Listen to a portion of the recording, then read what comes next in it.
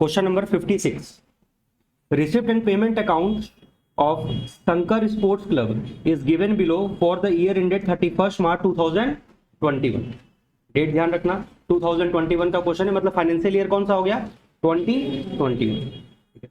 एक receipt and payment account दिया हुआ है, फिर ये अभी देखने का जरूरत नहीं है, सीधे नीचे देखो, prepare income and expenditure account and balance sheet with the help of following additional information. Additional information को सबसे पहले सॉल्व कर लेते हैं, क्वेश्चन पूरा आसान हो जाएगा। सबसे पहला पॉइंट सब्सक्रिप्शन के बारे में दिया हुआ है।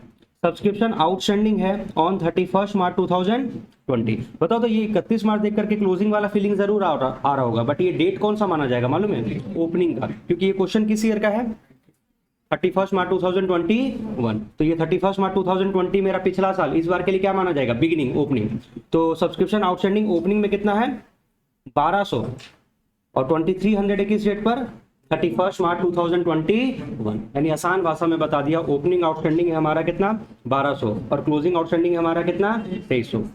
इसके बाद ज्यादा रीड नहीं कर रहे, कहीं सब्सक्रिप्शन वर्ड दिख रहा है, नहीं, सब्सक्रिप्शन वर्ड कहीं नहीं दिख रहा है। तो बस पॉइंट नंबर 1 में सब्सक्रिप्शन के बारे में इंफॉर्मेशन है, और ऊपर में चेक करो तो कितना सब्सक्रिप्शन मिला है तुमको, कितना मिला है। तो क्यों ना पहले सब्सक्रिप्शन को सॉल्व कर लिया जाए।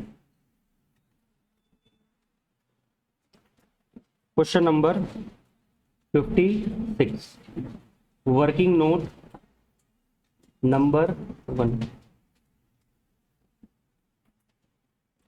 अच्छा, हम लोग अकाउंट बना के सॉल्व कर सकते हैं, स्टेटमेंट बना के भी किया जा सकता है ना, स्टेटमेंट से किया जाए इस बार, याद है फॉर्मेट। हाँ, डायरेक्ट इनकम एक्सपेंडिचर में भी कर सकते हो, बट अभी हम नहीं करना चाहते, हम वर्किंग नोट बनाना चाहते हैं। चलो वर्किंग नोट ही बना लेते हैं। सब्सक्रिप्शन अकाउंट बनाओ।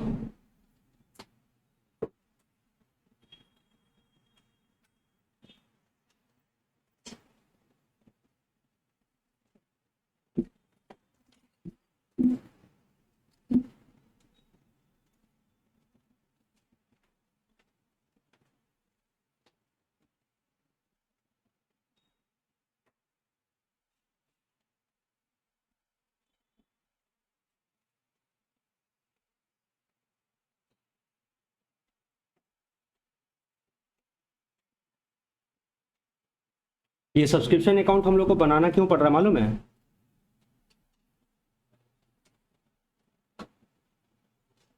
एक्रोल कंसेप्ट के कारण। क्योंकि सब्सक्रिप्शन रिसिप्ट जो दिया हुआ है रिसिप्ट एंड पेमेंट में, वो तो कैश बेसिस पर दिया हुआ है, और हमको जो इनकम ढूंढना है वो किस बेसिस पर ढूंढना है, एक्रोल कंसेप्ट पर।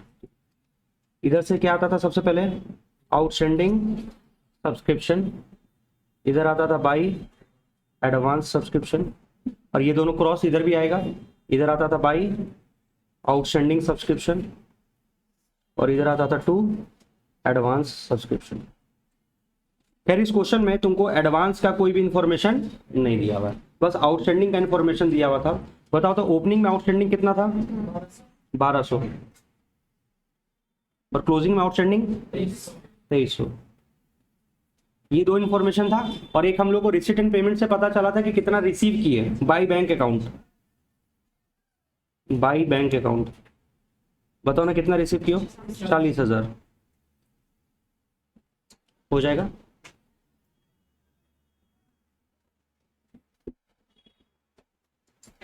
जिनका सब्सक्रिप्शन का टॉपिक मिस हुआ है वो अभी भी समझ लेना, आ जाएगा समझ में, ऐसे ही बनाते थे सब्सक्रिप्शन हम लोग। जोड़ो ना कितना हो रहा है, 63 हो गया, इधर का क्रेडिट का टोटल 63 हो गया, इधर भी टोटल। अच्छा ये 23 42,300,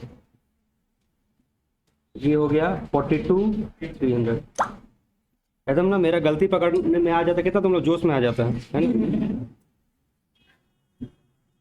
बोलो, ये इधर ट्रांसफर हो जाएगा to income and expenditure account, कितना 41,100। वैसे कुछ गलती हम जानबूझ करके भी करते रहेंगे ताकि तुम लोग भी एक्टिव रहो, है ना, क्योंकि मेरा गलती ढूंढने में तुम लोग को बहुत मजा आता है। ये 41,100।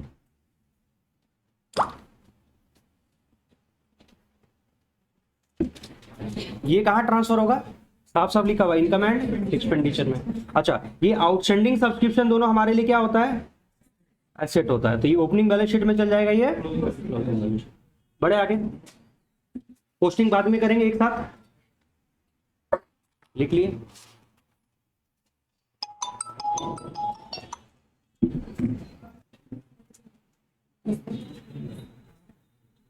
पॉइंट नंबर 2 पढ़ो। ओपनिंग स्टॉक किसका है? पोस्टेज स्टैंप का। कितना? 300। और क्लोजिंग स्टॉक कितना है? देखो ये आइटम भले नया है, कंसेप्ट याद आ रहा है कौन सा लगेगा? कंज्यूमेबल के नेचर का। कोई भी छोटा मोटा आइटम जो रेगुलर बेसिस पर यूज होता है, जिसका हम लोग स्टॉक मेंटेन करके चलते हैं, तो हमारे पास पोस्टेज स्टैंप है, इसका ओपनिंग स्टॉक दिया हुआ और क्लोजिंग स्टॉक दिया हुआ है। ऊपर में देखो तो कहीं पोस्टेज स्टैंप के बारे में कुछ है? ये रहा। पोस्टेज का हम पेमेंट किए कितने रुपए का? 1000 का। यानी कि हम ये पोस्टेज को बेसिकली क्या किए होंगे? परचेज किए होंगे। अच्छा, जितना तुम पोस्टेज परचेज किए हो 1000 रुपए का, क्या वो पूरा खर्चा माना जाएगा? नहीं। साफ साफ दिख रहा है कि अगर उसका कुछ स्टॉक मेंटेन करके हम लोग को चल रहे हैं, तो हम लोग को एक फॉर्मूला लगाना पड़ेगा। कौन सा? Opening stock plus purchase minus closing stock. तो उससे पता चलेगा कि कितना कंज्यूम किया गया। खरीदा भले कितने रुपए का किया गया? 1000 का, बट कंजम्पशन कुछ और आ रहा होगा। और निकालते हैं कंजम्पशन कितना आ रहा है। Working note number 2, postage consumed.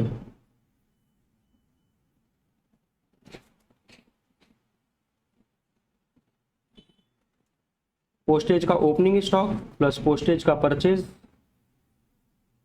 Minus postage का क्लोजिंग स्टॉक।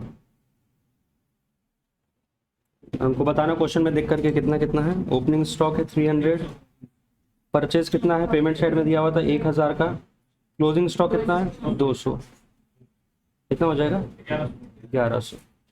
तो जितना पोस्टेज हम लोग कंज्यूम कर लिए वो हमारा बिजनेस का खर्चा माना जाएगा, इनकम एंड एक्सपेंडिचर में ट्रांसफर होगा। लेकिन ये जो ओपनिंग स्टॉक और क्लोजिंग स्टॉक हमारे पास बच जाता है, ये तो हमारा एसेट हो जाता है। तो ये ओपनिंग बैलेंस शीट के एसेट साइड में चल जाएगा और ये क्लोजिंग बैलेंस शीट के एसेट साइड में चल जाएगा। तो दोनों पॉइंट ठीक है। उसके बाद 2 पॉइंट हो गया। Third number, rent of ₹1500 related है किससे? ईयर एंडेड 31 मार्च 2020। हम तो क्वेश्चन किस साल का सॉल्व कर रहे हैं? 2021 का। इसका मतलब 1500 रुपए का रेंट किस साल से रिलेटेड है? 2020 से। और 1500 रुपया जो है अभी तक पे करना बाकी है। इज स्टिल अनपेड का मतलब क्या हो रहा है? हमारा साल खत्म हो गया और अभी भी 1500 पे नहीं किए। इसका मतलब ये आउटस्टैंडिंग है एट एंड, ये है आउटस्टैंडिंग एट एंड। ठीक है, अब सुनो इस लाइन का क्या मतलब हो रहा है? 1500 रिलेटेड है 31 मार्च 2020 से। इसका मतलब यहां पर देखो तुम्हारे पेमेंट साइड में रेंट लिखा हुआ है। पेमेंट साइड में रेंट है कितना? 18,000। टोटल पेमेंट कितना किए? 18,000। क्या खर्चा मान लोगे? नहीं। एक्रूअल कंसेप्ट के हिसाब से देखा जाए तो हम पेमेंट भले कितना किए? 18,000, जिसमें से 1500 रुपया किस साल से रिलेटेड है? 2020 से। इसका मतलब पिछले साल बाकी होगा कितना? 1500। पिछले साल बाकी होगा तभी तो उसका हम पेमेंट किए होंगे। तो ये 1500 रुपया कौन सा आउटस्टैंडिंग है? Opening outstanding. और ये 1500 कौन सा आउटस्टैंडिंग है? क्लोजिंग। अच्छा, ओपनिंग और क्लोजिंग दोनों तो 1500 ही है। तो सर हम लोग अगर भूल भी जाए एग्जाम में कि कौन वाला प्लस करते थे कौन वाला माइनस, तो भी तो तुम लोग को कोई दिक्कत नहीं है। 1500 ही प्लस करना, 1500 ही माइनस करना।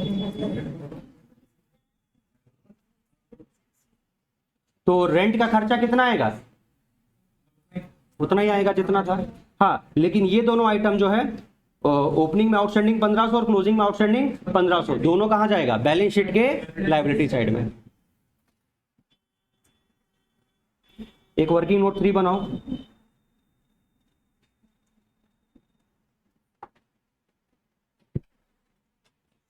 मान लीजिए तुमको एक रेंट अकाउंट हम बनाने बोले तो चलिए प्रैक्टिस करवा देते हैं।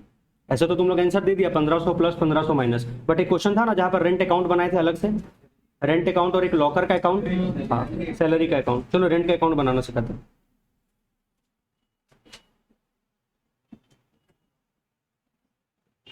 डेबिट और सबसे पहले रेंट जो आउटस्टैंडिंग है वो एसेट है कि लायबिलिटी? लायबिलिटी। कौन सा बैलेंस होगा? Credit balance. राइट साइड चालू करो। By balance BD and to balance CD, है ना? ये क्या है? आउटस्टैंडिंग इन बिगिनिंग, और यहां पर क्या है? Outstanding at and. और अगर प्रीपेड रेंट रहता तो किधर आता? इधर ओपनिंग प्रीपेड और इधर क्लोजिंग प्रीपेड है। बोलो तो आउटस्टैंडिंग इन बिगिनिंग कितना? 1500। आउटस्टैंडिंग एट द एंड भी कितना? 1500। अच्छा, रेंट को जो हम पेमेंट करते हैं उसका जर्नल एंट्री क्या बनता है? Rent account debit to cash या rent account debit to bank. तो डेबिट साइड में पोस्टिंग आएगा, rent account debit to cash या rent account debit to bank, कितना पेमेंट किए टोटल 18,000। तो देखो तो बैलेंसिंग फिगर कितना आ रहा है, उतना ही आएगा। इधर में राइट साइड में बाई, ये कहाँ ट्रांसफर हो जाएगा, इनकम एंड एक्सपेंडिचर अकाउंट 18,000। क्या तुम लोग भी वही बात बोले थे, 18,000 के साथ क्लोजिंग आउटस्टैंडिंग प्लस होगा और ओपनिंग आउटस्टैंडिंग माइनस होगा, तो इनकम एक्सपेंडिचर में खर्चा कितना जाएगा 18,000। ठीक है, बढ़ सकते हैं आगे। Question number 4, point number 4, on 1 अप्रैल 2020, ये कौन सा डेट है, opening. The club owned, club के पास है फर्नीचर 15,000 रुपए का, हमारे पास बिगिनिंग में फर्नीचर था 15,000 का। Furniture valued at ₹22,500 on 31 March 2021। लो दोनों डेट का वैल्यू बता दिया कि हमारे पास ओपनिंग में फर्नीचर था 15,000 और क्लोजिंग में फर्नीचर था 22,500। ठीक है, ये दोनों डाटा बैलेंस शीट में तो जरूर जाएगा, ओपनिंग एसेट भी क्लोजिंग एसेट भी है, बट हाँ इनके बीच में जो नंबर में चेंज आया है वो किस कारण से आया है, परचेज के कारण से आया है कि सेल के कारण से आया है कि डेप्रिसिएशन के कारण से आया है, प्रॉफिट लॉस के कारण से आया, किसी रीजन से आया होगा, तो हमको उसको क्या करना होगा, ढूंढना होगा और उसका भी रिस्पेक्टिव पोस्टिंग करना होगा। तो सबसे पहले किसका रिकंसिलेशन करते हैं, फर्नीचर का करते हैं। एक बनाओ वर्किंग नोट नंबर 4। इतना वर्किंग नोट हम क्यों बना रहे हैं, क्योंकि रिवीजन करने के लिए, तुमको कमांड हो गया तो तुमको जरूरत नहीं है। वर्किंग नोट नंबर 4 फर्नीचर का,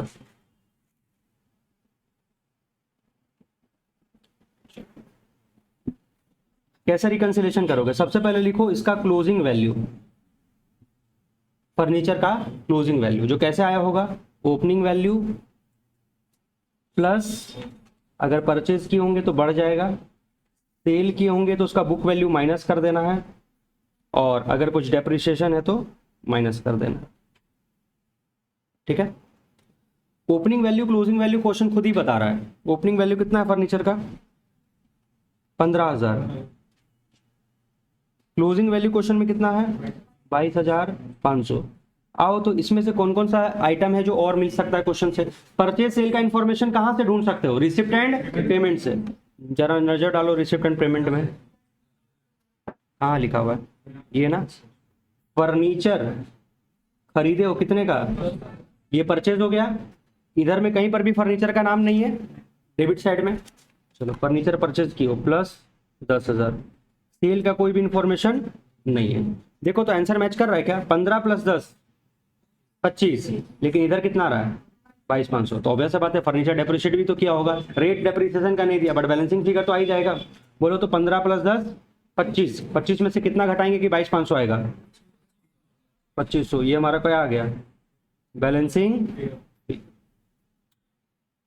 ठीक है,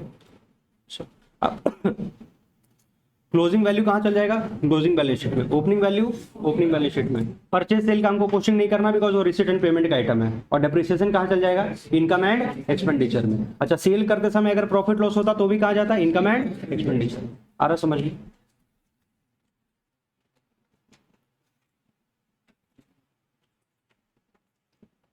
इसके बाद पढ़ो, the club has a loan of ₹20,000। Club के पास लोन है 20,000 रुपए का।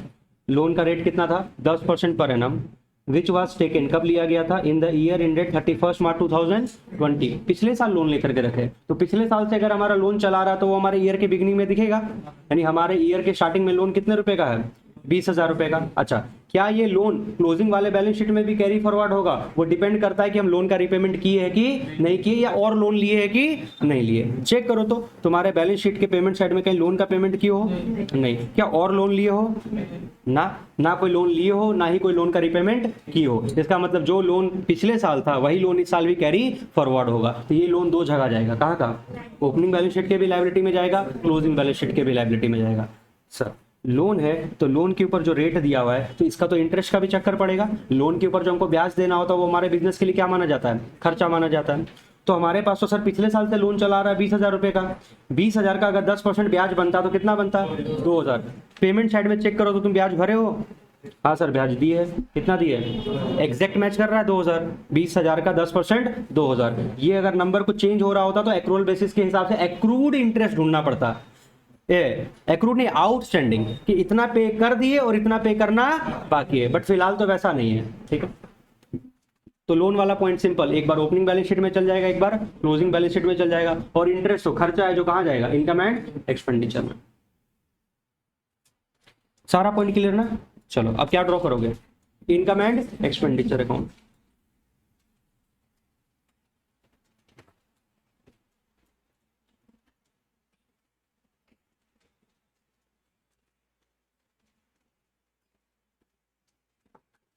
फॉर द ईयर ended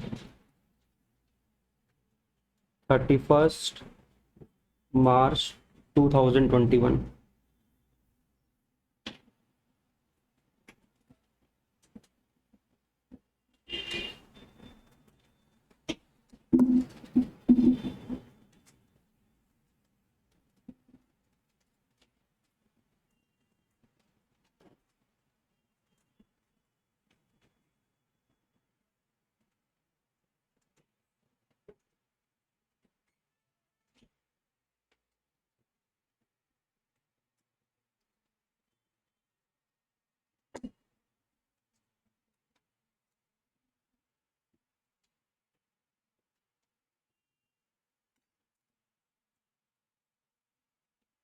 ये बन गया मेरा इनकम एक्सपेंडिचर का फॉर्मेट। नेक्स्ट पेज में दो बैलेंस शीट ड्रॉ कर लो, कर ली, चलो हम भी कर लेते।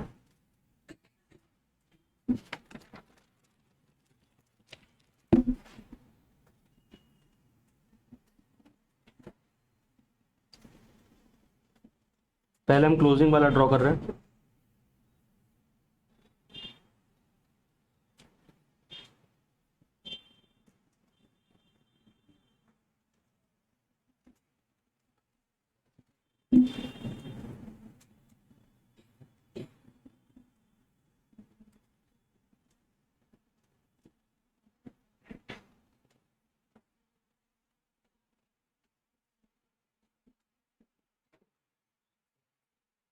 एक और बैलेंस शीट बनाओ, ओपनिंग वाला।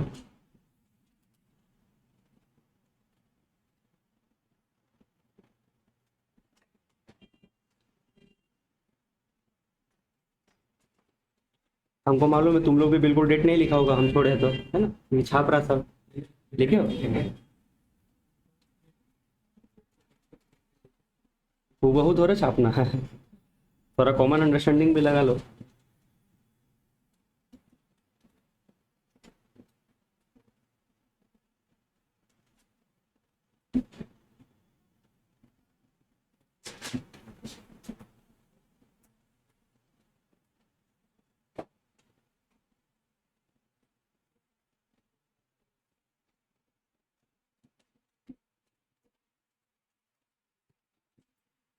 हो गया, चलो। सबसे पहले जितना भी वर्किंग नोट बनाया उसका ही पोस्टिंग करेंगे, रिसिट पेमेंट अभी तक नहीं देखना है। सबसे पहला वर्किंग नोट था हमारा सब्सक्रिप्शन का। इसमें से ये आउटस्टैंडिंग सब्सक्रिप्शन दोनों है, ओपनिंग वाला और क्लोजिंग वाला, दोनों कहाँ जाएगा, बैलेंस शीट के एसेट में। चलो पुट कर लो, outstanding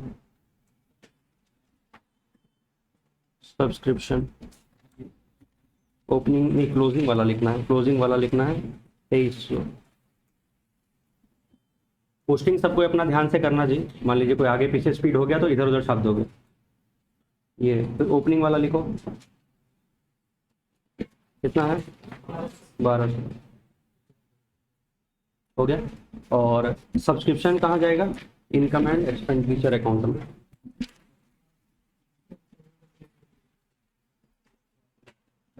bye subscription working note number 1, 41,100, हो गया। इसके बाद पोस्टेज स्टैम्प का बारी आया। पोस्टेज स्टैम्प कंज्यूम कितना किए, 1100। तो ये तो हमारे बिजनेस के लिए क्या बन गया, एक्सपेंस बन गया। पोस्ट करो postage consume to, postage consume working note number 2 कितना था, 1100। और इसका ओपनिंग स्टॉक और क्लोजिंग स्टॉक बैलेंस शीट में पोस्ट करो, एसेट है हमारा।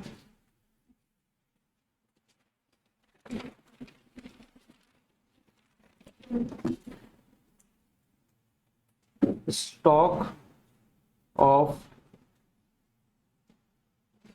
पोस्टेज स्टैम्प, ये क्लोजिंग स्टॉक है। अमाउंट कितना क्लोजिंग स्टॉक का? 200। और ओपनिंग स्टॉक वाला भी लिख दो, स्टॉक ऑफ पोस्टेज स्टैम्प, ये ओपनिंग स्टॉक कितना? 300। कुछ भी छूटना नहीं चाहिए, ठीक है। 2 वर्किंग नोट कंप्लीट हो गया, पोस्टेज हो गया। रेंट का बारी आया। रेंट हमारा खर्चा कितना है? 18,000। खर्चा में लिखो, खर्चा में लिखो, रेंट हमारा खर्चा है। वर्किंग नोट 3 कितना आया था रेंट? 18,000। और जो रेंट आउटस्टैंडिंग चल रहा था वो हमारे लिए क्या है? लाइबिलिटी। लाइबिलिटी में लिखो आउटस्टैंडिंग रेंट। क्लोजिंग वाला बताना ना कितना है? 1500 क्लोजिंग वाला, ठीक है। अच्छा, दोनों ही 1500 है।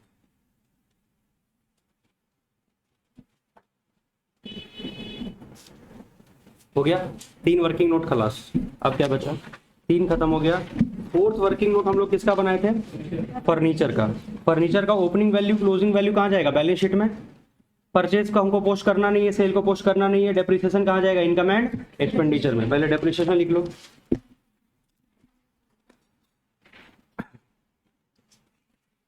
To depreciation on furniture, working note number 4, 2500।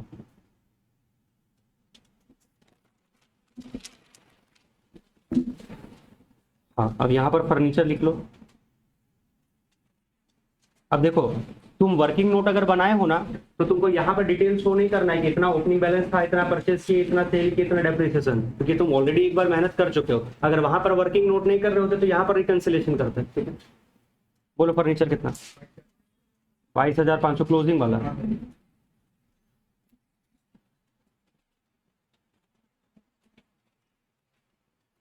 कितना ओपनिंग वाला? 15, ठीक है। कुछ भी छूटा नहीं अभी तक? खत्म हो गया। हाँ, बता रहे अभी तक ये जितना वर्किंग नोट बना है वो नहीं ना छूटा। हाँ, वो लोन तो है ही, लोन तो ध्यान रखना ही है। हाँ, लोन हमारे पास पिछले साल से चला रहा है तो वो तो हमारे ओपनिंग बैलेंस शीट के लायबिलिटी में दिखेगा। लिखो लोन 20,000 रुपए का। और ड्यूरिंग द ईयर और लोन लिए भी नहीं है, रिपेमेंट किए भी नहीं है, तो सेम लोन को कैरी फॉरवर्ड करो। लोन कितना?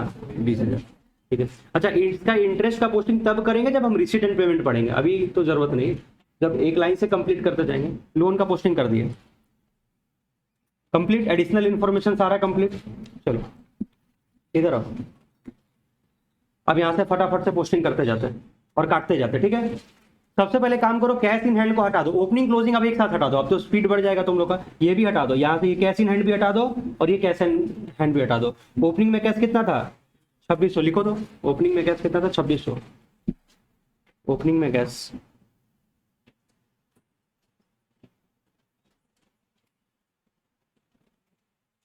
2600। चलो क्लोजिंग वाला भी पहले लिख ही लेते। कैश इन हैंड 4,000 हो गया, खत्म। ये अब काम नहीं करना, इसका काम अब नहीं करना। अच्छा, इसमें से मालूम है बहुत सारा आइटम ऑलरेडी कट चुका है, पता है कौन सा? सब्सक्रिप्शन सॉल्व हो चुका, रेंट सॉल्व हो चुका, फर्नीचर सॉल्व हो चुका, पोस्टेज सॉल्व हो चुका, ठीक है। चलो अब देखो क्या क्या बच गया। इंट्रेंस फी क्या होता है? जब कोई क्लब का मेंबर बनता है तो उससे स्टार्टिंग में एडमिशन फी या इंट्रेंस फी बोल करके लिया जाता है, तो ये तो ऑर्गेनाइजेशन का इनकम ही है। इनकम में लिखो कितना? 3,200।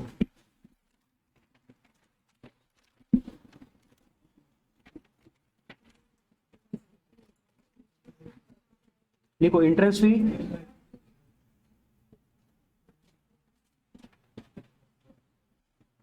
3,200। हो गया, एंट्रेंस फी को काटो। इसके बाद डोनेशन मिला है किस लिए, ये स्पेसिफिक डोनेशन है, तुमको कोई बिल्डिंग बनाने के लिए चंदा दिया है तो उसके लिए तुमको बिल्डिंग फंड बनाना होगा बैलेंस शीट में। अच्छा एक बार क्रॉस चेक कर लो तो यहाँ पर तो फंड बेस्ड अकाउंटिंग लग गया, क्या कोई फिर बिल्डिंग बनवाए हो क्या, ना ना, तो बस लायबिलिटी साइड में लिख करके छोड़ दो। अच्छा किस बैलेंस शीट में जाएगा, ओपनिंग की क्लोजिंग, क्लोजिंग, क्योंकि पिछले साल थोड़ा था, ये तो इस साल मिला है, सिर्फ ऐसे लिख दो ना, डोनेशन फॉर बिल्डिंग, इससे भी काम हो जाएगा। डोनेशन फॉर बिल्डिंग या बिल्डिंग फंड लिख दोगे तो भी कोई दिक्कत नहीं है। 23,000, ठीक है। इसके बाद डोनेशन फॉर बिल्डिंग खत्म हो गया। लॉकर का रेंट कमा है ना, जैसे मंदिर के बाहर में लॉकर रहता है, लॉकर फैसिलिटी रहता है जूता चप्पल रखने का, तो वहां से 2 रुपया 4 रुपया करके पर कस्टमर मिल रहा है। लॉकर का रेंट कितना आया, 1200, इनकम है। By locker rent,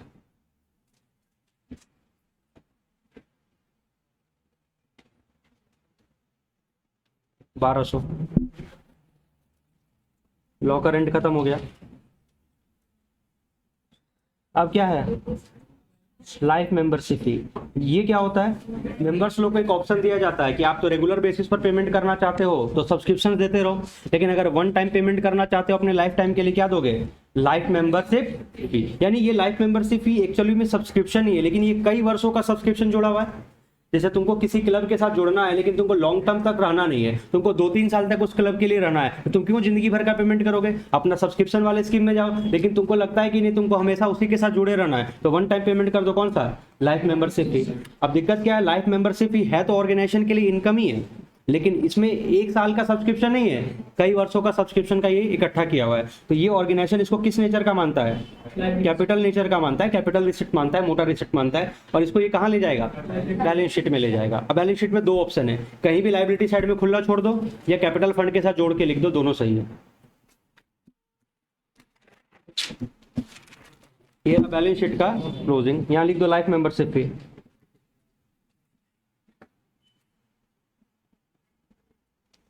life membership fee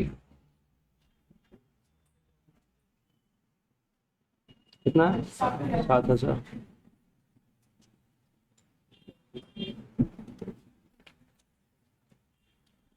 profit कमाए हम लोग कहां से, साफ साफ लिख रहा है प्रॉफिट है, कहां जाएगा, इनकम एंड एक्सपेंडिचर में। कितना कमाए, 3,000।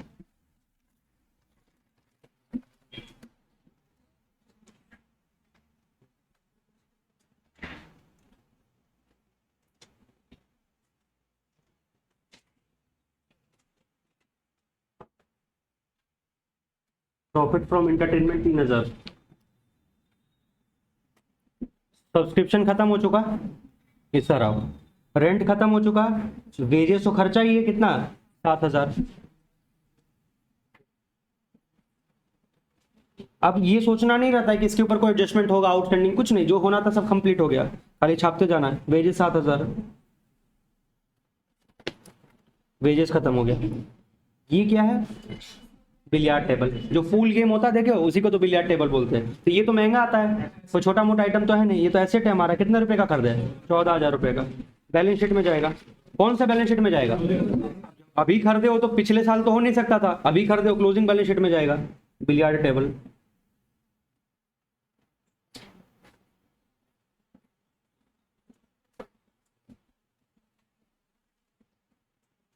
₹14,000 का,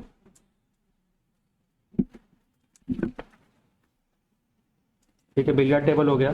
फर्नीचर हो चुका, फर्नीचर के बाद इंटरेस्ट कितना है, 2,000 है तो खर्चा, लेकिन क्रॉस चेक कर लोगे कि रेट के हिसाब से अमाउंट मैच कर रहा है कि नहीं। 20,000 का लोन था, 10% का ब्याज रेट था, तो साल भर का कितना होता, 2,000 होता, ठीक है।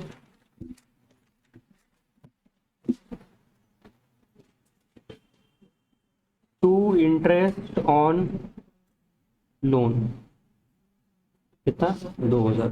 अच्छा इसी में एक पॉइंट समझ लो, अगर 1,800 रुपया रहता तब क्या करते हैं, तब हम लोग ऐसे लिखते हैं, interest on loan 1,800 plus outstanding interest 200, तो आता कितना, 2,000। लेकिन 200 रुपया जो आउटस्टैंडिंग रह गया वो बैलेंस शीट में कहाँ चल जाता, लायबिलिटी साइड में चल जाता, ठीक है।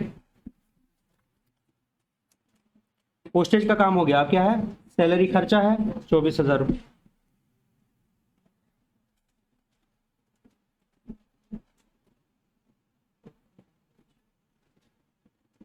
ये ज़्यादा अच्छा ना, इसमें डायरेक्ट इनडायरेक्ट नहीं छाटना, कौन सा ट्रेडिंग अकाउंट में जाएगा कौन सा प्रॉफिट लॉस में, वैसा नहीं है, ज़्यादा सिंपल ही है। खत्म हो गया ना, क्लोजिंग बैलेंस में लिख चुके। चलो जोड़ो तो, खर्चा जोड़ो और इनकम जोड़ो तो, पहले जोड़ लो। ये मतलब खर्चा ज्यादा है क्या? अच्छा खर्चा ज्यादा है, चलो जोड़ के देख लेते हैं हम भी।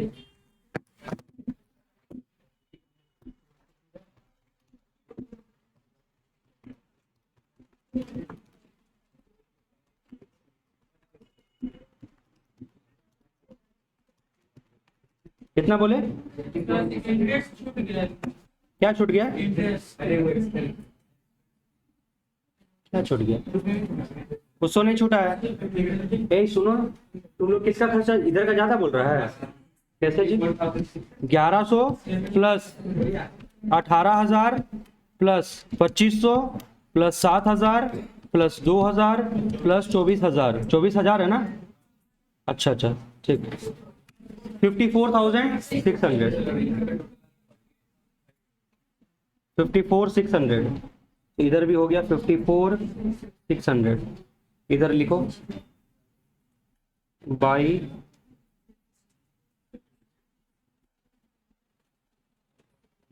डेफिसिट बैलेंसिंग फिगर, माइनस करते इसमें से।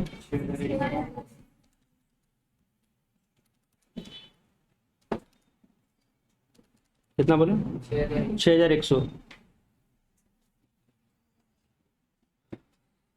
बड़े आगे ओपनिंग वाला बैलेंस शीट को क्लोज करके कैपिटल फंड फाइंड आउट करो। तो ओपनिंग बैलेंस शीट को बंद करके कैपिटल फंड फाइंड आउट करो।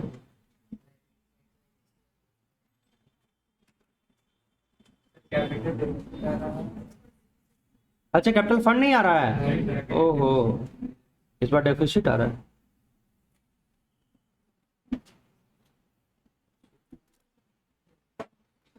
इस बार तुम्हारा लाइबिलिटी साइड का टोटल ज्यादा हो गया और एसेट कम हो रहा है। 20,000 प्लस 1,500, 21,500। अच्छा क्वेश्चन है तो फिर 21,500। यहाँ पर बैलेंसिंग फिगर को लिखेंगे किस नाम से? कैपिटल डेफिसिट लिखो या डेफिशिएंसी इन कैपिटल लिखो। डेफिशिएंसी इन कैपिटल कितना? 2,400। डेफिशिएंसी का मतलब क्या होता है? कमी। डेफिशिएंसी का मतलब कमी, मतलब तुम्हारा कैपिटल कम पड़ रहा है किससे से? 2,400 रुपए। हाँ अब बताओ तो इसका प्रेजेंटेशन क्लोजिंग बैलेंस शीट में फिर कैसे करें? इधर तो कैपिटल फंड नहीं आएगा, इधर से स्टार्ट होगा। डेफिशिएंसी इन कैपिटल का ओपनिंग बैलेंस लिखो, जो भी आया कितना? 2,400। अब देखो जैसे इधर कैपिटल फंड था तो सरप्लस जोड़ देते थे और डेफिसिट को माइनस कर देते थे, लेकिन इधर का रूल तो बदलेगा ना। तुम्हारे पास ऑलरेडी तुम्हारा नेगेटिव बैलेंस चल रहा है कितने रुपए का? 2,400 रुपए का, और तुमको और लॉस हो रहा है, डेफिसिट ही आ रहा है ना, तो डेफिसिट क्या होगा? साथ में प्लस होगा, प्लस डेफिसिट कितना? 6,100।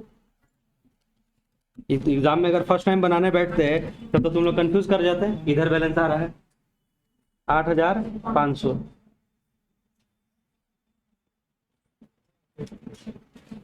देखो मैच कर रहा है, जोड़ो 1,500 प्लस 20,000 प्लस 23,000 प्लस 7,000 कितना रहा है? 51,500। लिख दे इधर 51,500। गलत आ रहा है क्या? गलत कैसे आएगा जी? 2,300 plus 2,300 plus 200 plus 22,500 plus 4,000 plus 14,000 plus 8,500, 51,500।